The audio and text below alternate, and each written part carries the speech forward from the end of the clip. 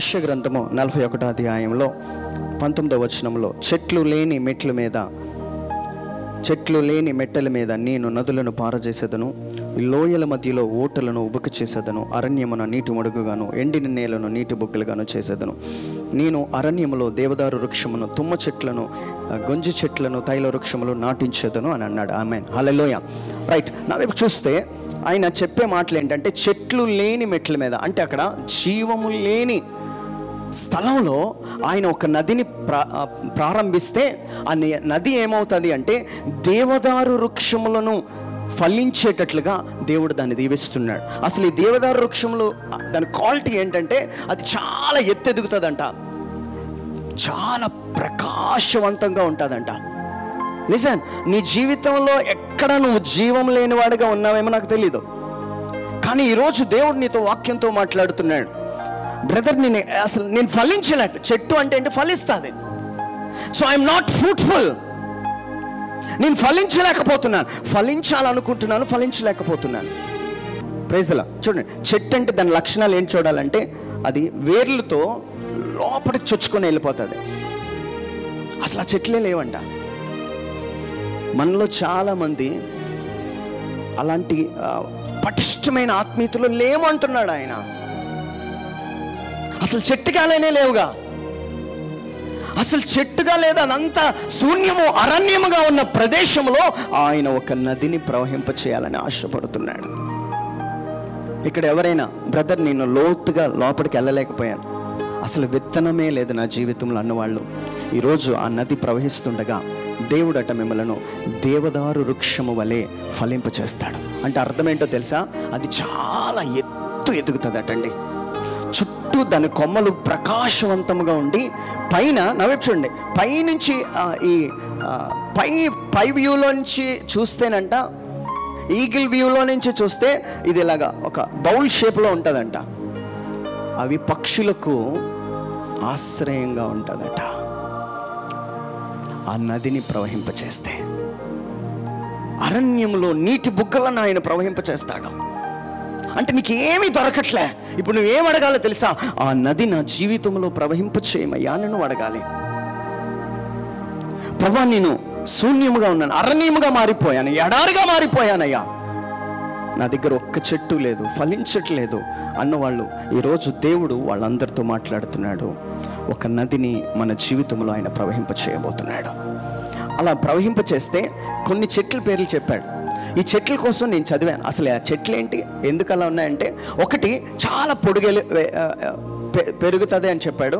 దాని చుట్టూ ఉన్న కొమ్మలు ప్రకాశవంతంగా ఉంటాయి. అంటే అర్థం ఏంటంటే, మనందరం కూడా అసలు ఇప్పటి వరకు అసలు నువ్వు కనిపించలే, చెట్టుగానే కనిపించలే. ఈరోజు నువ్వు ప్రభువా నీ ఆత్మను నాకు ఇవ్వు అని అడిగితే, you have to ask in the presence of God, lord I want your spirit, నాకు నీ ఆత్మ కావాలి. ఏమండి, ఈ ప్రార్థన లేవు ఎవరికి, అందరు నా వైపు చూడాలి, నా వైపు చూస్తూ వాక్యం వినాలి. వి నీడ్స్ ద స్పిరిట్. ఆ ఆత్మ అంటే అక్కడ జలములు అన్నాడు, అది పరిశుద్ధాత్మకు సాదృశ్యమై ఉన్నది. ఆ జలములు ఈరోజు ప్రవహిస్తేనంట ఎత్తైన వృక్షంగా పరుగుతావు. ఫస్ట్ది అంటే అది ఎలా కనబడుతుంది తెలుసా? ఎక్కడికి వెళ్ళానంట ఆ వృక్షములు కనబడుతూ ఉంటాయంట. అంటే అన్నిటికన్నా టాప్. మీరు ఇంటికి వెళ్ళి దాన్ని మీరు నెట్లో కొట్టండి, దేవదారు వృక్షంలో అని కొట్టండి, అది చూస్తే చాలా టాప్గా ఎదుగుతున్నా. ఈరోజు దేవుడు ఇక్కడికి వచ్చిన వాళ్ళందరితో మాట్లాడుతున్నాడు. నేను ఒక జీవ జలాన్ని ప్రవహింపచేస్తాను. ఆ నదిని మీ దగ్గర ప్రవహిస్తే దేవుడు మనల్ని చాలా ఎత్తుగా, అందరికన్నా ఎత్తుగా మనల్ని ఎదిగించడానికి ఒక నది మన మధ్యలో ప్రవహించునుగాక. ఆమేన్, హల్లెలూయా. రెండవది ఆయన ఏమన్నాడంటే, తుమ్మ చెట్లు ప్రయోగింప చేస్తానన్నాడు. దీనికున్న స్పెషాలిటీ ఏంటంటే మెడిసిన్ వాల్యూ ఉన్నదంట అందులో. జాగ్రత్తగా చూడండి, ఈ నది ప్రవహించిన చోట్లల్లా ఆ చెట్లు పెరుగుతాయి. దాని ఆకులను మీరు ఇలాగ నలిపి దాన్ని తీసుకుంటే అది ఒక ఔషధంగా పనిచేస్తుందట. హల్లెలూయా, హల్లెలూయా. ఈరోజు అలాంటి నదిని మన కుటుంబంలో ప్రవహింప చేయాలని ఇష్టపడుతున్నాడు ఆయన. ఇక్కడ ఉన్న వాళ్ళు ఎవరైనా, మీ కుటుంబంలో ఎవరైనా ఫలించలేని వారుగా ఉంటే, అక్కడ ఏ ఫలము, ఏ చెట్టు కాయలు లేనిదిగా ఉంటే, దేవుడు ఆ నదిని ప్రవహింపచేస్తే యెహెజ్కేలులో మీరు చూస్తే ఒక నది ప్రవహిస్తుంది. ఆ నది ప్రవహించినప్పుడు సముద్రంలోకి ఆ నది వెళ్ళినప్పుడు అది మంచినీళ్ళుగా మారుతుంది అన్నాడు. చప్పట్లు కొడుతూ యేసయ్యను మహిమపరచుదాం. హల్లెలూయా. ఏమండి, సముద్రపు నీళ్లు తాగడానికి ఉపయోగపడవు, కానీ ఆ నది అంట ఆ సముద్రం నీళ్ళలో పడినప్పుడు అది మంచినీళ్ళుగా మారి విస్తారమైన చేపలను, విస్తారమైన జలవనరులు పెరగడానికి ఆ నది సహాయపడుతుందట. Praise the Lord. హల్లెలూయా, హల్లెలూయా. ఈరోజు ఇక్కడ ఎవరైనా నేను మంచిగా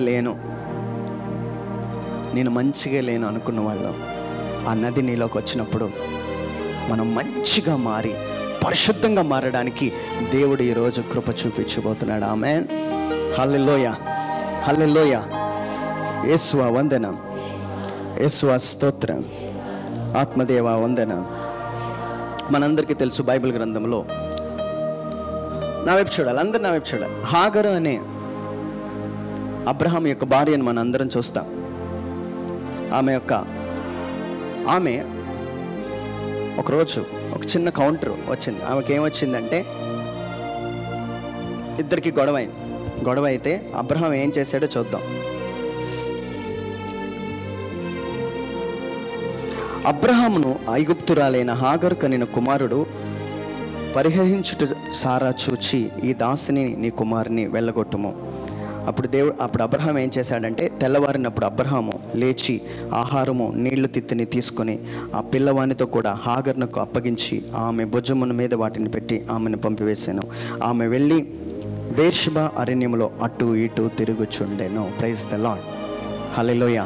ఏమండి, మీకు అందరికీ తెలుసు, అబ్రహాము తన భార్యను, లోతు తన బానిసనిచ్చిన హాగర్ అనే వ్యక్తితో తను జీవించినప్పుడు వాళ్ళిద్దరికి కలిపి ఒక కుమారుడు పుట్టాడు. ఈయన ఏదో పరిహసించడం చూసి ఇద్దరిని తగిలేశాడు. ఇప్పుడు ఆమె ఎక్కడుందో తెలుసా? అరణ్యంలో ఉన్నది. చిన్న వాటర్ బాటిల్ పట్టుకొని వెళ్ళింది, ఆ వాటర్ అన్నీ అయిపోయిందండి. ఇప్పుడు అరణ్యంలో ఉన్నది. ఇక్కడ ఎవరైనా అరణ్యంలో ఉన్నాను, అరణ్యం అంటే ఇంకేం కనబడదు. జాగ్రత్తగా చూడాలి, వాక్యాన్ని బాగా గమనించండి. ఇప్పుడు ఏం జరుగుతుందంటే, అరణ్యంలో ఉన్న ఆమె చుట్టూ చూస్తుందట. పిల్లోడేమో గట్టిగా కేకలు పెట్టి ఏడుస్తున్నారు, ఎవ్వరు లేరు. ఒంటరిగా ఎవరైతే ఈరోజు నువ్వు ఉన్నావో, నీకు అవసరమైంది ఏంటో తెలుసా? ఆ నది కానీ నీలో ప్రవహిస్తే, అరణ్యంలో దేవుడు నీటి బొడగలను ఆయన ఉబికింప చేసేవాడిగా ఉన్నాడు. హల్లెలూయా, హల్లెలూయా. ఇప్పుడు చూడండి, ఆమె ఇలాగ చెరిగిందండి, మొత్తం తిరిగింది, ఎక్కడ చూసింది ఎక్కడ లేదు, ఇంకెక్కడ వాటర్ లేదు, తినడానికి ఏమీ లేదు, చెట్లు లేవు, ఏది లేదు. అలాంటి ప్రదేశంలో ఆమె కన్నీరు విడిచి ప్రార్థన చేసింది. అబ్రహాము దేవా అని చిన్న ప్రార్థన చేసి ఉంటుంది మనసులో. చేయగానే దేవుడు ఏం చేశాడు అక్కడ చెప్తాను. అప్పుడు దేవుడు అన్నాడు, దేవుడు ఆ చిన్నవాని మొర వినెను. అప్పుడు దేవుని దూత ఆకాశం నుంచి హాగరును పిలిచి, హాగరు నీకేమొచ్చింది? నీకెందుకు అంత భయం? నువ్వు ఒంటరి అయిపోయాను ఫీల్ అయిపోతున్నావా? ఎందుకు భయం? నీకు ఒక పని చేస్తాను చూడు అన్నాడు. ఆయన చూసి ఆయన ఏమన్నాడో తెలుసా? నేను వీనిని గొప్ప జనముగా చేయబోతున్నాను. హల్లెలూయా, హల్లెలూయా అని చెప్పిన వెంటనే దేవుడు ఆమె కన్నులు తెరిచినందున నీళ్లు ఓట చూచింది. ఆమె గట్టిగా చప్పట్లు కొడుతూ యేసయ్యను మహిమపరచుదాం. గట్టిగా అదేం చప్పట్లరా? హల్లెలూయా, హల్లెలూయా. దేవుడు ఆమె కళ్ళు తెరవగానే అరణ్యంలో నీటి ఊటను చూచిన ఆత్మీయత దేవుడు మనందరికి ఇవ్వబోతున్నాడు. అప్పుడు దేవుడు ఏం చెప్పాడో తెలుసా? నిన్ను, నీ బిడ్డను గొప్ప జనముగా నేను దీవిస్తాను. ఆ నది ప్రవహించు చోట్లెల్లా ఆశీర్వాదమే. దేవుడు ఏం చేశాడో తెలుసా? ఆమె సంతానం నుంచే అనేక మంది రాజులను లేపాడు. గొప్ప జనముగా దేవుడు వారిని దీవించాడు, ఎత్తుగా ఎదిగించాడు. ఎవ్వరికి అందనంత ఎత్తుగా ఆ సంతానం ఈరోజు దుబాయ్గా పెరగబడుతుంది. హల్లెలూయా, హల్లెలూయా. ఏమండి, నిజంగా చెప్తున్నాను, ఈరోజు నువ్వు అరణ్యంలో విడవబడ్డావేమో. నీ భర్త, నీ భార్య, పిల్లలు అందరూ వదిలేసి నువ్వు ఒక్కడవైపోయినా పర్వాలేదు. నువ్వు అడగాల్సిందేంటో తెలుసా? దేవా, నన్ను నీ ఆత్మచేత నింపయ్యా అని నువ్వు అడిగితే దేవుడు నిన్ను అందరికన్నా ఎత్తైన స్థితిలో ఉంచి నిన్ను దేవునికి మహిమకరంగా మార్చడానికి దేవుడు ఇష్టపడేవాడిగా ఉన్నాడు. Praise the Lord. హల్లెలూయా, హల్లెలూయా, హల్లెలూయా, హల్లెలూయా. ఈరోజు నేను అంటాను, దేవుడు మీ కన్నులను తెరిచి, దేవుడు మీ కన్నులను తెరిచి, ఎక్కడైతే ఏమీ, జాగ్రత్తగా నా వైపు చూడండి, ఎక్కడైతే ఏమీ దొరకలేదు అనుకున్నావో అక్కడే ఒక నీటి బుడగను దేవుడు మనందరి కోసం సృష్టించబోతున్నాడు. గట్టిగా చెప్పండి కొడదాం. హల్లెలూయా, హల్లెలూయా. మనందరి కోసం ఆయన ఒక నీటి బుడగను ఓపెన్ చేయబోతున్నాడు. దాంతో ఆమె దాహం తెచ్చుకుందండి. ఇప్పుడు ఏమైందో తెలుసా? ఆ జనమే గొప్ప జనముగా, ఎత్తుగా, దేవదారు వృక్షం వలె దేవుడు వృద్ధి చేశాడు. ఆమేన్. Praise the Lord. హల్లెలూయా, హల్లెలూయా. సో మనకు అవసరం ఏంటంటే తెలుసా? ఒక నది మనకి కావాలి. దేవుడు అక్కడ ఆ నది ప్రవహించిన చోట్లెల్లా దేవుడు ఒక నీటి బుడగను ఆయన ఉబ్బికింప చేయబోతున్నాడు. ఒకసారి ఊహించండి, అంత చూసింది ఏం దొరకలేదు. లోపటి నుంచి అలాగా ఒక వాటర్ అలాగా పైకొచ్చి ఆమె అప్పుడు సేద తీర్చుకున్నప్పుడు ఎంత ఆనందంతో ఒక్కటే ఆమె అనుకుంటుంది ఏంటో తెలుసా? నా దేవుడు నాతో మాట్లాడాడు, నా దేవుడు నాకు వాగ్దానం ఇచ్చాడు, నేను గొప్ప జనముగా మారబోతున్నాను. ఆమేన్, హల్లెలూయా. ఈరోజు ఇక్కడ ఉన్న వాళ్ళు ఎవరైనా, బ్రదర్ నేను అరణ్యంగా ఉన్నానన్న వాళ్ళు, నేను విడబడినన్న వాళ్ళు, భయపడకండి. దేవుడు మీ జీవితంలో ఒక నదిని ప్రవహింప చేయబోతున్నాడు. ఆమేన్, హల్లెలూయా. ఆ నదిలో మీకు ఏం జరుగుతుందో తెలుసా? మీరు ఎత్తుగా ఎదుగుతారు. ఆ నదిలో ఏం జరుగుతుందో తెలుసా? ఆయన ఆ యొక్క పరిశుద్ధాత్మ సహవాసంలో వచ్చిన ఆత్మీయతతో మన గాయాలన్నిటిని ఆయన కడగబోతున్నాడు.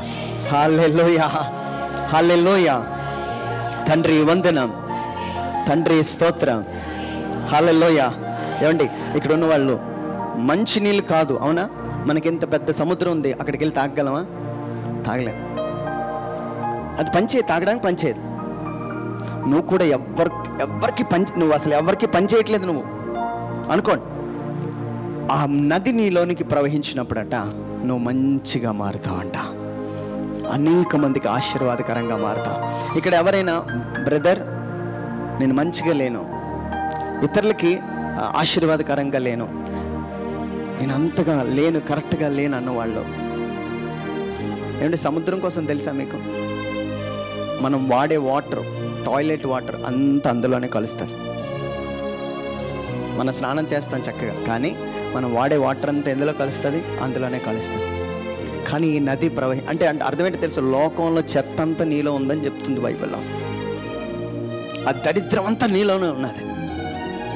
ఆ అసహ్యమైన కార్యాలన్నీ నీలోనే కనబడుతున్నాయి. నీ రహస్య జీవితము అక్కడే కనబడుతుంది. ఆ సముద్రానికి ఇప్పుడు కావాల్సింది ఏంటో తెలుసా? ఇంకేం చేయలేదు, అది చూస్తుండగానే కలిసిపోతున్నాయి. నువ్వు అనుకోవట్లేదు వాళ్ళతో మాట్లాడాలని, నువ్వు చూస్తుండగానే ఏదో జరిగిపోతుంది. నువ్వు చూస్తుండగానే ఆ తాగుడు నీ లోపలికి వెళ్ళిపోతుంది. నీ చూస్తుండగానే ఆ స్త్రీ నీ జీవితంలోకి వచ్చేస్తుంది. ఏం చేయాలో తెలియట్లే. ఈరోజు నేను అడుగుతాను, ఒక నది మన మధ్యలో ప్రవహిస్తూ ఉంటుండగా మనందరం మంచి నీరుగా మారిపోదుగాక. హల్లెలూయా, హల్లెలూయా. ఏమండి నిన్నే ఒక వాట్సాప్లో ఎవరో ఒక వీడియో పెట్టారు నాకు. ఆ వీడియో చూస్తే ఏంటంటే తెలుసా? మరుగునీరు అంటే ఈ మనం టాయిలెట్కి వాడే వాటర్ ఇలాగా వెళ్తుంది. అక్కడికి వెళ్తున్నప్పుడు వాళ్ళు ఒక మిషన్ కనిపెట్టాడు చైనా వాడు. ఆ మిషన్ ఏంటి అంటే జస్ట్ అప్పటికప్పుడే, అది పెద్ద ఫిల్టర్ ఏం లేదు, చిన్న ఇలా ఒక గన్లా ఉన్నది. ఈ గన్కి ఆ టాయిలెట్ వాటర్ వస్తుంది, కనెక్ట్ చేశాడు. కనెక్ట్ చేయగానే లోపల చిన్న, మరి ఏ ఎక్విప్మెంట్ వాడాడో తెలియదు, ఎంత ఫోర్స్తో అది లాక్కుంటుందో అంత ఫోర్స్తో ఇమీడియట్గా మంచి వాటర్, ప్యూర్ వాటర్, దాని క్వాలిటీ కూడా టెస్ట్ చేసి చూపించాడు. 100% ప్యూర్.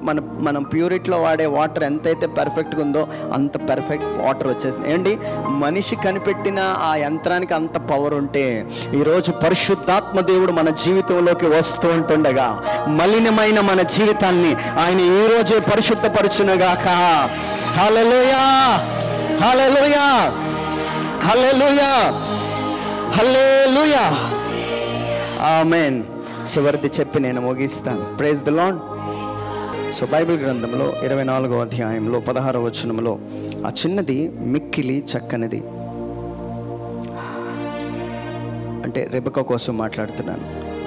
ఆ చిన్నది మిక్కిలి చక్కనిది, ఆమె కన్యక ఏ పురుషుడును ఆమెను కూడలేదు. ఆమె బావిలోకి దిగిపోయి కడవను నీళ్లతో నింపి ఎక్కి రాగా ఆ సేవకుడు ఆమెను ఎదుర్కొని పరిగెత్తి ఆ కడవలో నీళ్లు కొంచెం దయచేసి త్రాగమని అడిగాను. Praise the Lord. హల్లెలూయా, హల్లెలూయా. అంటే చివరి పాయింట్ అండి ఇక్కడ. అబ్రహాము తండ్రి దేవుడు అనుకోండి, ప్రైజ్ ది లార్డ్. ఎలియాజరు పరిశుద్ధాత్మ దేవుడు అనుకోండి. ఇప్పుడు అబ్రహాం అంటే తండ్రి దేవుడు యేసు ప్రభుకి ఒక వధువు కోసం ఎదుగుతున్నాడు, ప్రైజ్ ది లార్డ్. ఇప్పుడు పరిశుద్ధాత్మ దేవుడు ఏం చేస్తున్నాడో తెలుసా, మనందరినీ ఇప్పుడు చూడండి, ఈ ఎలియాజర్ వెళ్ళి అమ్మ నేను అబ్రహాం యొక్క సేవకుడిని అన్నీ ఎక్స్ప్లెయిన్ చేశాడు, అన్నీ చెప్పాడు. చెప్పి అన్నీ చెప్పిన తర్వాత ఆయన మనసులో ఒకటి అనుకున్నాడు, ఏంటో తెలుసా, ఈమె నాకును నా ఒంటికి కానీ నీళ్ళు ఇస్తే సహాయం చేసే మనసు ఉంటే, తన కడవ నిండగా నీళ్ళు అంటే తెలుసా అభిషేకముతో నిండి ఉంటే పరిశుద్ధాత్మ దేవుడు నీకు ఎదుర్కోవడానికి, ప్రైజ్ ద లార్డ్. ఇప్పుడు ఏం చేయడం తెలుసా, కడవ నిండా నీళ్ళు పట్టుకునేవాడు. మనందరం ఎలా ఉండాలో తెలుసా, నిండా అభిషేకం పొందిన వాళ్ళగా మనం అందరం ఉండాలి. ఈ అభిషేకంతో మనం ఉండినప్పుడట అలాంటి బిడ్డలను దేవుడు ఎదుర్కోబోతున్నాడు. హల్లెలూయా. అప్పుడు అబ్రహాం కొడుకుకు అలాంటి భార్యను దేవుడు ఎవరు తెలుసా, కడవ నిండా నీళ్ళు పట్టుకున్న వాళ్ళు, దాహాన్ని తీర్చేవాడు, ఆత్మీయత కలిగి ఉన్నవాళ్ళు దేవుడికి ప్రియురాలుగా ఉండడానికి అర్హులని ఈరోజు ప్రకటిస్తూ ఉన్నాడు. Praise the Lord. హల్లెలూయా. ఏమండి, ఈరోజు మనకు ఒక బలమైన నది ప్రవాహం మన జీవితంలో అవసరమైనది. ఆ నది మనలోకి వచ్చినప్పుడు మనలో ఉన్న ఆ చెడ్డ నీళ్ళంతా, కలిసిపోతున్న చెడ్డ నీళ్ళంతా మంచి నీళ్ళుగా మారుతాయి, అనేక మందికి ఆశీర్వాదకరంగా ఉంటాం.